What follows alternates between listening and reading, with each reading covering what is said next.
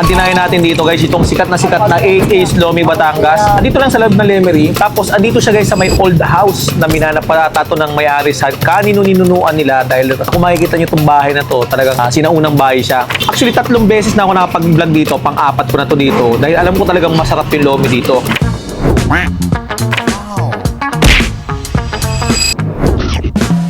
Heavy ng lasa nito. Guys, wala na akong masabi sa AA's Lomi Batangas na to. Sadya talagang maina, mabisa, masarap. No wonder na ako kung bakit dinadayo to. Dito naman tayo ngayon sa may Lemery, Batangas. Actually, last na punta ko dito, 2024 pa din. Nung bata ako dito kami tumira, siguro mga 1 taon din kami dito tumira. Nagtrabaho pa kami dito ng kapatid ko ng kargador ng isda. So ngayon naman, kami pupuntahan tayo dito, na vlog ko noong 2023 siya.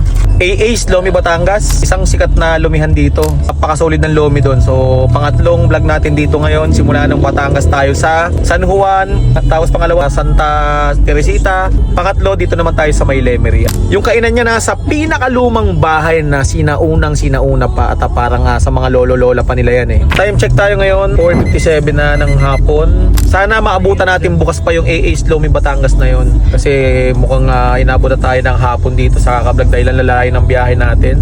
Grabe guys, ito palang biyahe namin na to na ikot. Siguro nakaubos na ako ng 3,000 sa diesel. Ganun kataas ang diesel ngayon. Pero okay lang, worth it naman yung mga pinuntahan namin. Masarap, wala kang pagsisisihan kahit na medyo mataas yung diesel sa gastos mo dun sa biyahe. Ayun, mga bahay dito, mga sinauna. Magandaan dito sa Lemery, puro sinaunang bahay ang makikita mo dito. Old houses.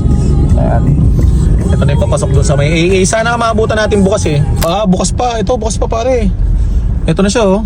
AA's Lomi. Ayan oh, old house ng AA's Lomi. Diba, napaka-solid. Pakita ko naman sa inyo kung ano naman ang klaseng Lomi dito. Marami kasing version ng Lomi ng Batangas eh. So may kanya-kanya silang version. So ito naman Lomi na to ito yung AA's Lomi na to. Matagal na, sobrang tagal. Digada na, kaya naman itong bahay na to parang minana pa sa mga ninuno pa. Old na old. Parang bumalik sa sinauna. Go, pasok tayo. Ibin yung mga dining nila. Tapos yung loob. Diba? Kakaiba. Sobrang sinauna. Ito naman guys yung mga menu nila.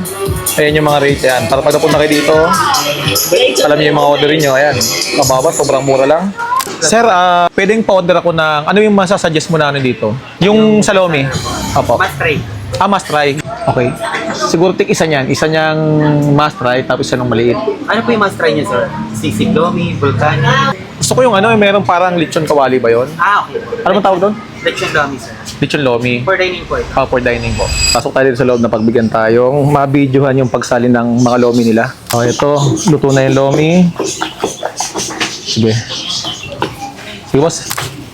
Oh.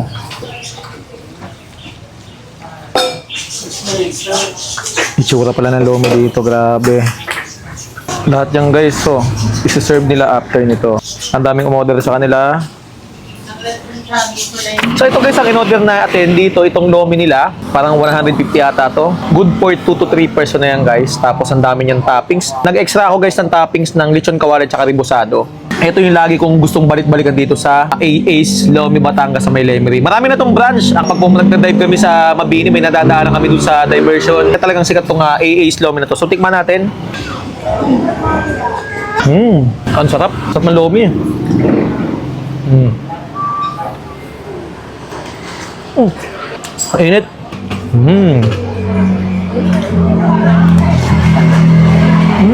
Sarap. Init. Ang init. Ang sarap. Saktong-sakto yung lasa nito guys. Grabe. Kahit di mo rin lagyan itong timpla. Masarap na siya. Grabe. Na-miss ko itong lasa ng na to. AA's Lomi na to.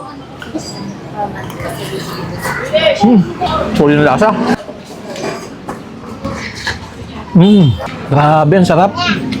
Namiss ko tong lasa na to.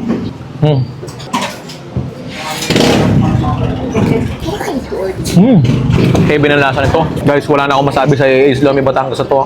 Sadya talagang maina, mabisa, masarap. No wonder na ako kung bakit dinadayo to. Dekada na to guys, napakatagal na ng Lomi na to. Siguro may mga 20 plus years na. So guys pag napunta kayo ng Lemery, Batangas, i-wish nyo lang yung AA's Lomi. Madali lang siyang hanapin.